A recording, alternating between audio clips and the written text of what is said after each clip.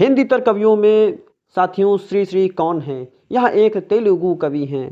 साथियों नमस्कार, आप सबका स्वागत है रचनात्मक हिंदी सबसे अलग पर लखनऊ विश्वविद्यालय पाठ्यक्रम आधारित साथियों एमए हिंदी चतुर्थ सेमेस्टर के अंतर्गत कवि श्री श्री तेलुगु कवि साथियों इनके जीवन परिचय पर प्रकाश डालते हुए इनकी प्रसिद्ध कविता पाठ्यक्रम के अंतर्गत हमें देखने को मिलती है साथियों, जिसका नाम है मैंने भी। उससे पूर्व इनकी जीवनी साथियों। श्रीरंग श्रीनिवास, श्री श्री का यह तात्पर्य है, मतलब है श्रीरंग श्रीनिवास राव।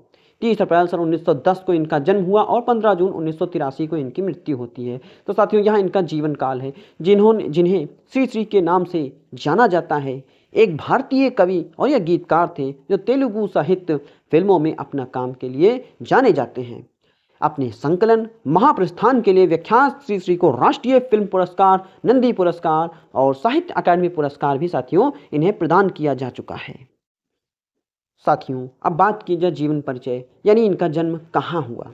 साथियों श्रीरंग श्रीनिवास राव, जिन्हें श्री श्री के नाम से साहित्य जगत में जाना जाता है, का जन्म 30 अप्रैल 1910 वर्तमान आंध्र प्रदेश के विशाखापट्टनम के एक तेलुगु ब्राह्मण परिवार में हुआ। उनके माता पिता पुद्दिपेट्टी वेंकट रमनिया और अट्टापकोंडा थे, लेकिन बाद में श्रीरंग सूर्यनारायण ने उन्हें गोद ले लिया था। श्री श्री की शिक्षा विशाखापट्टनम में हुई। उन्होंने 1931 में मद्रास क्रिश्चियन कॉलेज से बीए ऑनर्स में स्नातक की उपाधि प्राप्त की और उन्होंने 1935 में एसवीएस कॉलेज विभाग में एक प्रदर्शनकारी के रूप में शुरुआत की और 1938 में दैनिक आंध्र प्रभा में उप संपादक के रूप में शामिल हुए। बाद में उन्होंने दिल्ली में काम किया, आकाशवाणी हैदराबाद राज्य में और दैनिक आंध्रवाणी विभिन्न पदों पर। बाद में उन्होंने सरोजनी से शादी की, जिनसे एक बेटा और 3 बेटियां हुई, जिनके नाम माला श्रीनिवास, वेंकट श्रीनिवास, मंजुला श्रीनिवास राव और मंगला श्रीनिवास राव साथियों थे।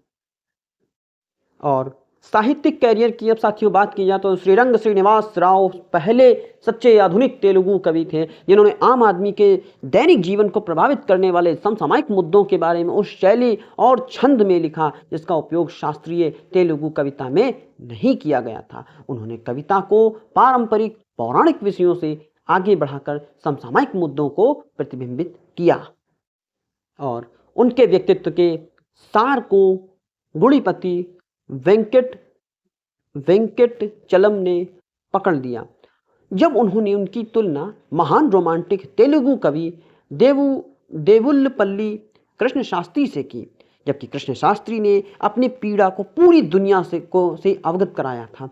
श्री श्री ने अपनी आवाज में पूरी दुनिया को पीड़ा के बारे में बात की। कृष्ण शास्त्री का दर्द दुनिया का दर्द था, जबकि दुनिया का दर्द श्री श्री का दर्द बन गया। उनकी पुस्तक महाप्रस्थान द ग्रेट जर्नी कविता का एक संकलन उनकी प्रमुख कृतियों में से एक है। साथियों एक कविता जगन्नाथुनी रथ चक्रलु में श्री श्री ने समसामयिक अन्याय के कारण पीड़ित लोगों को संशोधित करते हुए कहा, रो मत, जगन्नाथ के रथ के पहिए आ रहे हैं, वे आ रहे हैं, रथ के पहियों का सर्वनाशकारी मंत्र। आओ अपने सपनों को साकार करें, अपनी नई दुनिया पर राज करें। अन्य प्रमुख कार्यों में सिपराली खड्गा सृष्टि यानी तलवार का निर्माण शामिल करें।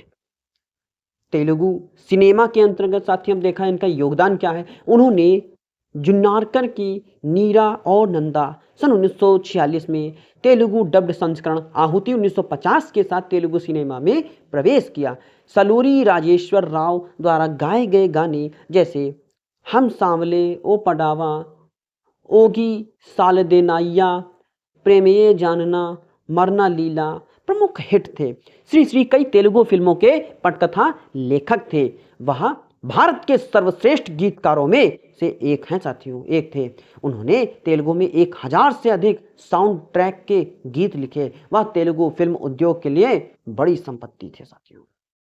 और इनकी साहित्य शैली में अगर साथियों बात की जाए तो वह एक प्रमुख क्रांतिकारी कवि जैसे प्रभाव और उपन्यासकार में जैसे वीर सिम्हा, विजय सिंहुल हैं।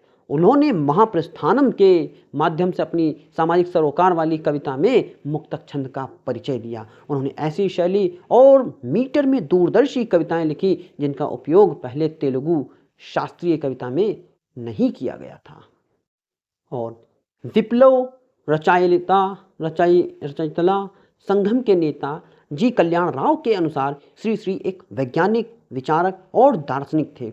माओवादी विचारक और लेखक वरवर राव ने कहा था कि श्री श्री न केवल कविता लिखी बल्कि जो कहा उसका अभ्यास भी उन्होंने बखूबी किया और मानवाधिकार के लिए भी काम करें।